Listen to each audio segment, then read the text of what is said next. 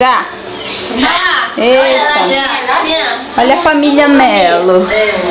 Vamos começar pelas crianças.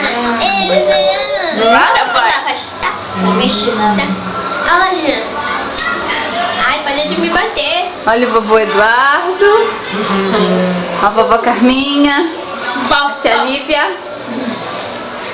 A prima Letícia. A Letícia fazendo careta. O Jean. O Jean. Cadê o irmão? O irmão. O Guilherme. O papai do Jean. Agora vai lá. A mamãe não aparece. Peraí, calma.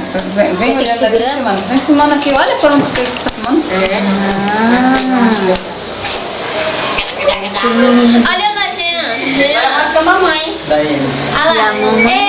É um dois, né, mamãe? Tem que falar, mamãe. Tá bom, gente? Claro. Cadê o encontro, gente? Quer que eu vá lá e pego ele?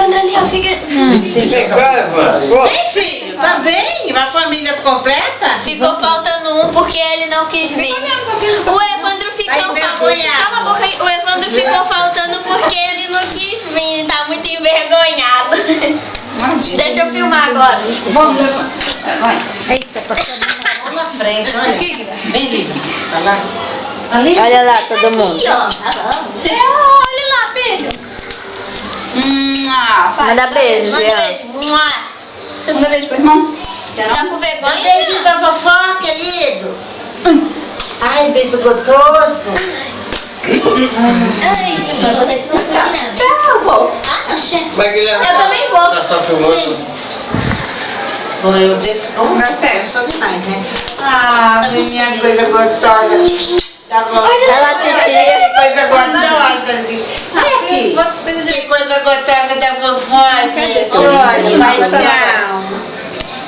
Paixão, vem, meu gato. Aqui, meu gato. Gato também. E olha meus gatos. Olha lá, Jean. Tá faltando um. Ah, meu Deus. Olha a mamãe, olha a mamãe, olha a mamãe. Vai você filmar. Ó. Vai lá tomar café, já tá. Tá bom, já. Já estamos gravando pra Globo e tudo, né?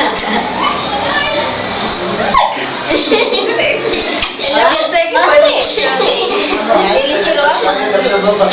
Não é com o papai, não, papai. Olha lá, Jean. Olha lá, Luquinha vermelha. Papaizinho. Tá bom. Vai parar?